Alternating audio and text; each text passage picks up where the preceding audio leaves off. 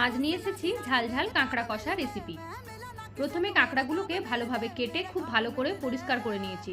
এরপর লবণ হলুদ দিয়ে গরম জলে কিছুক্ষণ রেখে জলটাকে ছেঁকে নিয়েছি। কড়াইতে সর্ষের তেল গরম করে লবণ ও হলুদ দিয়ে কাঁকড়াটাকে ভালোভাবে ভেজে নেব। এরপর ওই কড়াইতে সর্ষের তেল গরম করে জিরে ও গোটা মশলা ফোড়ন দিয়ে পেঁয়াজ দিয়ে দেবো। পেঁয়াজটা ভাজা ভাজা হয়ে এলে আদা রসুনের পেস্ট দেবো। মশলাটা ভালোভাবে কষিয়ে টমেটো দেবো। লঙ্কা, হলুদ, জিরে আর ধনে গুঁড়ো দিয়ে একটা মশলার ঘোল বানিয়ে নেব। মশলা থেকে তেল ছেড়ে এলে বানিয়ে রাখা ঘোল দেব। আবারও পুরো মশলাটাকে ভালোভাবে কষিয়ে ভেজে রাখা কাঁকড়া দেব। কাঁকড়াটাকে মশলার সাথে ভালোভাবে কষিয়ে পরিমাণ মতো লবণ ও গরম জল দিয়ে কিছুক্ষণ ফুটিয়ে উপর থেকে গরম মশলা ও ধনেপাতা ছড়িয়ে দিলেই ঝাল ঝাল কাঁকড়া কষা রেডি। এই শীতের মরশুমে ঝাল ঝাল কাঁকড়া কষা একদম জমে যাবে।